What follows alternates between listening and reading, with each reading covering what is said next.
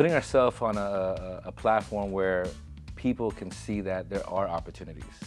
I think every parent's dream is to just know that there are opportunities for their kids, that there's no politics involved with it, that there's just people that actually care about their kids. And I think once parents can understand that, then I think they're more enticing to say, hey, you know what can I do to put my child to be a part of that? And that's something that we're doing all over the world.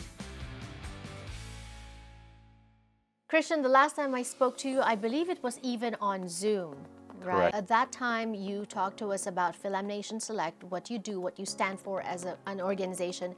I even got reunited. We got caught up with Coach Pat, whom I knew from the Philippines during my time being a sportscaster in the PBA. So how has the group evolved since? One, I mean, I've been traveling around the world, been blessed to be able to touch a lot of people's life from countries like Europe, Australia, New Zealand, Canada, anywhere there's a lot of Filipino population.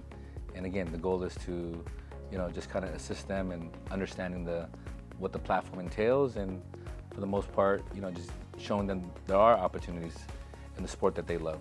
Right. And for those who missed that first interview, it's available on our YouTube channel, information on the screen, but at the same time, just to refresh their memory, Filipino-American Select is a group that was started mainly by you. Correct. And with the intention to identify talent from Filipino Americans or any Filipino with mixed racial nationality, because what you're aiming to do is exposing them to Philippines, Philippine culture, for the opportunity to play for the Philippine team. Correct. And that's all different kinds of sports. That's correct. Right? From we met 2020, 2021 to now, what would you consider maybe your top achievements as an organization? Well, one, I think, helping a little over 40 kids playing for national programs.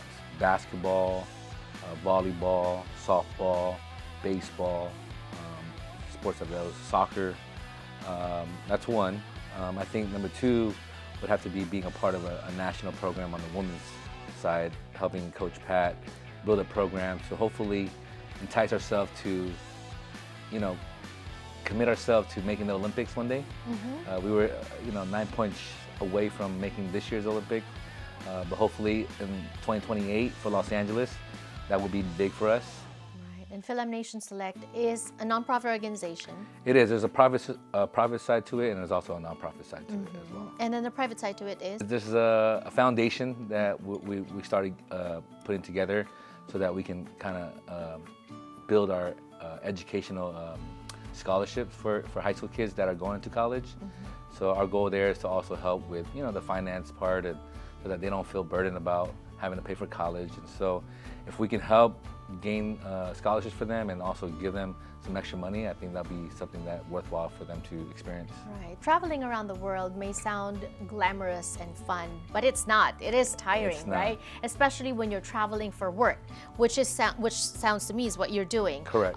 Going to Australia, you said, Europe, finding talent, which is also another thing to unpack, so to speak, because there's so many other things that's involved in that, and that's tiring too. Right. But as an individual, why are you doing this? Why are you championing this? Why are you willing to spend your time, your effort, your resources to doing this? That's a great question, actually. You know what? I ask that same question to myself every day, especially when I start flying into a different country. And I think what it is that, number one, I've been blessed to be able to do it.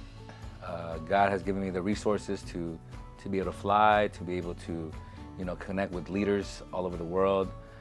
And I think they just need someone to really understand that there is somebody advocating for these type of talent. And with everything in mind, I just kind of put myself locked in and pretty much just do it because I love seeing our Filipinos shine. I mean, I think we all do, right?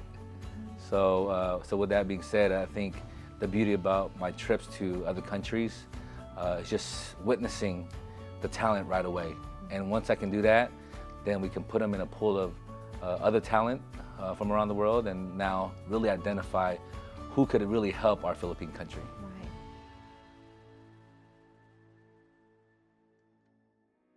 We're going to Manila this year. This will be our second round of going from last year's experience. And so last year we had 3 teams. This year we're bringing 32 teams. It just opened up the floodgates of opportunities from around the world. Again, we're just giving opportunities. And especially for kids to see that, hey, basketball is very popular in the Philippines. We want them to see that there are opportunities, whether they play for the national team, the college level, or even the professional level. And when they can see that, at least not everybody's striving just for the NBA, right? They can strive for the PBA. And so these are things that, we want to give options. And I think when you give options to kids, it just gives them a better sense of what their purpose is when they compete. Right. I love that. It's also a platform for these kids to realize their dreams. If it is their dream to play professional basketball, for instance, but they know that perhaps they may not make it to the NBA, or it's too competitive, or they may be on the shorter side, Filipinos. You're exposing them to other opportunities that still aligned with what they want to do, right? That's correct. That's amazing. This team that you're bringing, 32 teams you said, from all over, you're going to be competing in a league called? It's the MBTC, National Finals. It's run by Coach Eric Altamirano. He's been running it for roughly a little over 10 years, maybe even more. And now, just speaking with him in the past years, we've been just trying to figure out how we can support him, the Philippine country, the tournament itself, because it is a national stage event that's held in MOA Arena. So giving opportunities for the younger ones, 14 under, 16 under, we'll just give them an understanding, okay, can I see myself playing at the highest level here in Manila? And Mason is one of those players that you're bringing. What do you see in Mason? Mason, number one, I see he's raised by 2 great parents. Character is always going to be the biggest part about, being a great basketball player. But the second is the dedication. Not only is his parents dedicated, but he's also dedicated to the craft of, just continue getting better. And so with that being said, him joining this experience with other kids just gives them a light to show that, hey, you know what? Other than just the opportunities here in the U.S., you have the best of both worlds. You have options here and you have options in the Philippines. So with that being said, he has an opportunity to also create his project, and so with that project, giving out shoes and other things such as school supplies and clothes. I think that's something that we will always continue to do for our Philippine country. So Mason now and the other teams that you're bringing to the Philippines to compete in this league, they're not just playing, because they're also wanting to give back. Tell me about Mason's project. How did you hear about it? What was your reaction? I'm sure you're excited. Well, Mason's mom and I, we've been going back and forth about ideas of how we can, create opportunities and contribute. I mean, I think if every kid and every parent understands what their purpose is other than just basketball going to Manila, I think it's always a positive direction. And so with Mason's mom, we discussed about his Eagle Scout of creating a project of giving shoes, and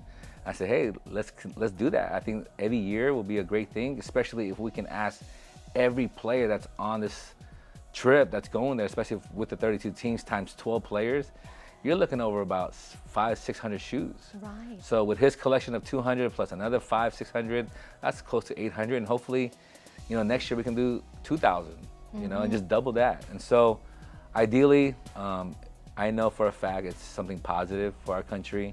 I hope it's positive for the kids' experience.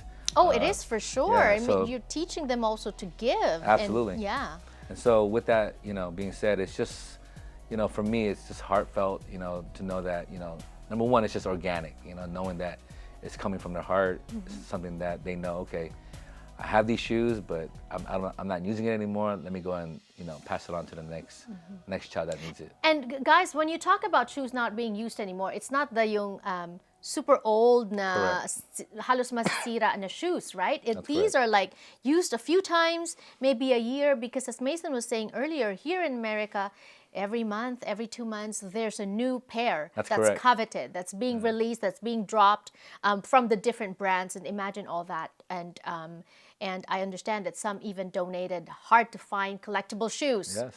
I think the cool thing about these kids is that, they're very fortunate. I mean, they obviously get, I would say, 6 to 8 average a year of shoes.